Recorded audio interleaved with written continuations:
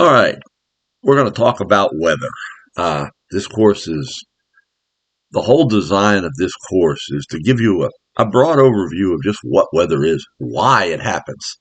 A lot of you have been experiencing various weather in the last couple of days. Probably snow, probably some rain, maybe some very cold weather. The question becomes why? Why did the precipitation occur? Why is the weather cold? And that is where we're trying to answer. We're not necessarily going to be making great forecasts in this course. We're going to make some. But we're going to learn what causes weather. We're going to learn the why first. So let's just look at weather. So what are some of the basic characteristics of weather? Well, weather, first off, is what's happening now. So in other words, if you walked out an hour ago, that was the weather an hour ago. If you walk out now, that's the weather now. So weather is constantly changing. There are certain variables that describe it. If I ask you to tell me what the weather was outside right now, you might tell me it's snowing. You might tell me it's cloudy. You might tell me it's windy. You might tell me the temperature is 25 degrees. Well, each one of those is an aspect of weather. So we're going to look at each one of those as an aspect of it and learn about them. We're going to learn about temperature, humidity, which is the moisture in the air, cloudiness, a reflection of the humidity, or precipitation, again, something that comes from the moisture in the air, wind speed and wind direction. All these things are going to be put together in the first, basically, 8 weeks of the course, first half. We're going to look at them. And meteorology is just a study of these conditions. What makes them? Why? Is your temperature cold? Why is it windy today? Why is it not windy yesterday? Climate is a look at averaged weather over a longer term. And finally, climatology is the study of the climate. In other words, what influences the way the weather is over a long term? If I was to average weather over the last 1,000 years, why is it like that? That's climatology. Interestingly, so we want to know what the weather is at exactly the same moment in time. Well, time varies from location to location. If you drive or fly across the country or whatever, the time zones are going to change. We know that. Well, as part of that, we're going to look at the exact weather.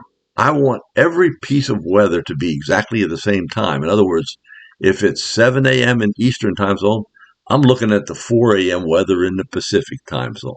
In other words, I want the weather to be all at one moment in time, even though that time may be different in all around the world.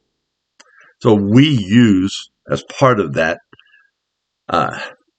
Zulu time or whatever, basically the time in Greenwich, England. And we just so say that time over there is 12 o'clock. Well, then that would be the time that would be we would use over the entire world to try to get the weather at that moment. Now, there are different aspects of weather. There are high, low pressure systems, fronts. We'll look at a couple of those. And interestingly, know this. Highs mean the wind or the flow of air around it is going to be clockwise. Low pressure, counterclockwise. High pressure, the wind's going to tend to blow out away from the high. Low pressure, the wind's going to tend to blow in towards the low. And separating fronts are air masses. So on one side of a front might be a very cold, dry air mass. On another side might be a little less cool, maybe more humid air mass. Air masses are developed over regions of the world that are uniform. In other words, if I'm over the ocean, there's an air mass that could develop over a warm ocean. If I'm over Canada, there's an air mass that could develop over that cold Arctic air. Warm air is not as dense, not as heavy as cold air. So when cold air moves in, it's going to tend to lift the warm air up and over it. And again, here we're looking at a three-dimensional picture of the atmosphere. And remember that the atmosphere is three-dimensional, not two. So Here are just some descriptions of the atmosphere and what's going on today. And here's our clouds. We're going to learn what causes clouds, why we consider each one different. For example, the higher up in the atmosphere you are, the more ice crystals are going to be in the air. So there are ice clouds that are cirrus clouds up in a very high atmosphere. Lower the clouds, maybe it's more liquid, water. Fog is just a cloud in contact with the ground. So we also have cumuliform clouds. They're puffy little clouds that develop and make thunderstorms. So, and clouds will move in different directions depending on the wind, how the air is moving at different locations in the atmosphere. Again, remember the atmosphere is three-dimensional, not north, south, and east and west only. It has a vertical component. So with that in mind, I wanted to just look at what's going on today a little bit. So we have a low pressure system here developing literally. One low is over West Virginia, and a second developing low is over the northeast North Carolina corner here. There's another one down over South Carolina. All this is going to develop into one big low just off the east coast here later on this evening. So that's a change. And remember, I said weather changes. Well, this weather was taken at 15Z, which works out to be 10 a.m. Eastern Time, Eastern Standard Time. So at 10 a.m. this morning, with low pressure here, a cold front, colder air back here, warmer over here. Notice temperatures are in the 60s and 70s on the east of it, in the 20s to the west, and even below zero up in here. And you're going to learn. Notice I looked at little stations like this little station right here. These are station symbols. They are a plot. If somebody walked outside, they're a plot of what they saw and felt. So we just plot those all over the map, and that gives us where highs and low pressure are. So if I looked at this, here's the low. Let's go 6 hours earlier. Oh, that same low was all the way back in Tennessee at that time.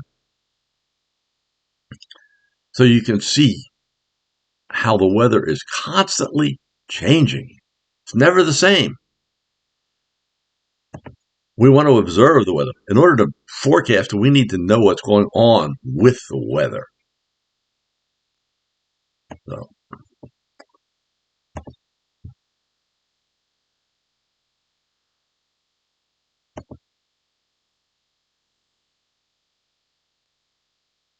and this is just a portion of this radar coming at us. Radar is just a means of remote sensing. And here's the clouds. Boy, there's a lot of clouds here, a lot of higher clouds. You can actually see them. The higher ones kind of stand out. They look like they're little bubbles upwards. You can see the clear sky over the ocean here. So this is another form of remote sensing, just to give you an idea of what's going on out there. So I just wanted to give you an introduction to what's happening in weather right now. I mean, there's a heck of a lot of snow has fallen around the areas. I have rain at my house here in Southeast Virginia. I had a little snow last evening, but it changed to rain. Again, the question becomes why? Maybe if I know why, maybe I can tell when and give you a better forecast. So hope you got a little bit out of this. Let me know if you have any questions.